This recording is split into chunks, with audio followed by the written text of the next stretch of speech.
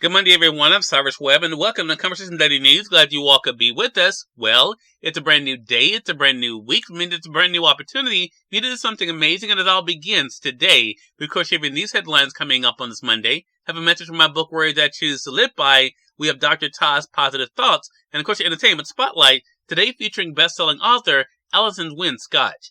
Enjoy today's broadcast. For Conversation Daily News, I'm Cyrus Webb with your Monday headlines. In international news, a ship with Gaza aid is preparing to inaugurate a sea route from Cyprus to the war-ravaged Strip, says the Associated Press. A ship bearing humanitarian aid was making preparations to leave Cyprus and head for Gaza, the European Commission president said on Friday, as international donors launched a sea corridor to supply the besieged territory that is facing widespread hunger after 5 months of war.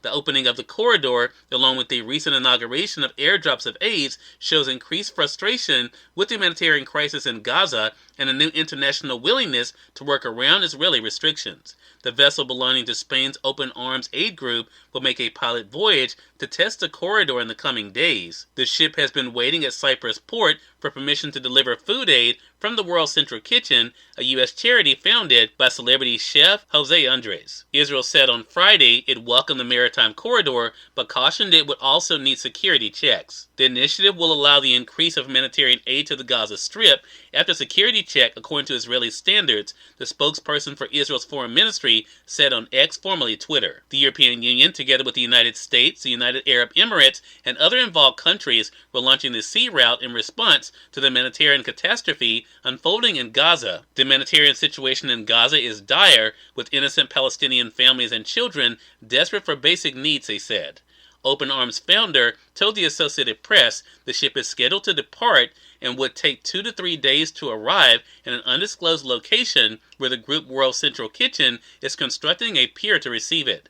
The group has 60 food kitchens throughout Gaza to distribute aid, they said. The ship will pull a barge loaded with 200 tons of rice and flour close to the Gaza shore. Pontoon boats will then be used for the complicated final leg to tow the barge up to the pier. In national news, former Uvalde mayor is surprised a new report defends how police responded to school shootings, says the Associated Press. The former Uvalde mayor, who ordered an investigation into actions by local police during the Robb Elementary School shooting, said Friday he was surprised the report defended officers and believes the acting sheriff on the scene failed during the 2022 massacre. What I've seen so far, it's not quite what I was expecting, said Don McLaughlin, who stepped down as mayor of the small Texas city last year and is now the Republican nominee for a seat in the state legislature. The independent report released last week was commissioned by the city to determine if any of the 28 Uvalde Police Department officers and 3 dispatchers violated department policy in their response to the shooter who killed 19 students and 2 teachers. Nearly 400 law enforcement agencies, including Uvalde Police, rushed to the school but waited more than an hour to confront the teenage gunman who was inside a 4th grade classroom with an AR-style rifle. The new report, which acknowledged missteps but ultimately defended the actions of local police, prompted outrage from several family members of the victims during a city council presentation. One person in the audience screamed "coward," and some family members angrily walked out of the meeting. In more national news, wire clocks set forward in the spring. Think wars, confusion, and a hunger for sunlight, says the Associated Press. Once again, Americans set their clocks forward by 1 hour over the weekend, losing perhaps a bit of sleep, but gaining more glorious sunlight in the evenings as the days warm into summer.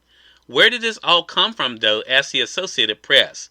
How we came to move the clock forward, they explain, in the spring and then push it back in the fall is a tale that spans more than a century, one that's driven by 2 world wars, mass confusion at times, and a human desire to bask in the sun for as long as possible.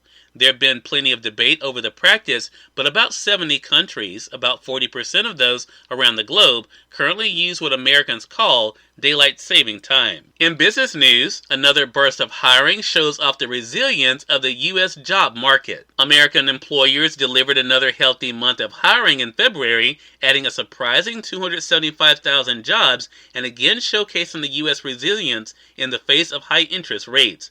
Last month's job growth marked an increase from a revised gain of 229,000 jobs in January. At the same time, the unemployment rate ticked up 0.2 of a point in February to 3.9%. And finally, in entertainment news, Kung Fu Panda 4 opens number 1, while Dune Part 2 stays strong, says the Associated Press. As Universal Pictures prepared for a big night at the Academy Awards with Oppenheimer, the studio also celebrated the number 1 debut of Kung Fu Panda 4, which collected $58 million in domestic theaters over the weekend, according to studio estimates on Sunday. Kung Fu Panda 4, the first film in the DreamWorks animation franchise since the third installment in 2016, got off to a better start than all but the 2008 original. Cyrus Webb, Conversations Daily News. It's now time for a message from my book, Words I Choose to Live By. Enjoy. Good Monday, everyone. I'm Cyrus Webb, and welcome to Words I Choose to Live By. No matter how lonely you might feel, or how discouraged you might become, remember that there is one that is larger than your situation that wants nothing but the best for you. Just always believe it yourself. Have an amazing Monday. Here is Dr. TAS Positive Thoughts, right here on Conversation Daily News. I'm Dr. Cyrus Smith, Dr. TAS with a Positive 365 Positive Thought. Every choice I make today shapes my tomorrow, so I choose wisely and purposefully. Our choices, whether big or small, are like seeds we plant in the garden of our lives. Each decision we make has the potential to bloom into something beautiful or create challenges that we must overcome. Being mindful of the consequences helps us make choices that align with our long-term goals and values. I'm Dr. Cyrus Smith, Dr. TAS. Join me several times each day for my positive thoughts, helping you transform your mindset, circumstances, and life on positive365.net. Positively different. Positive 365.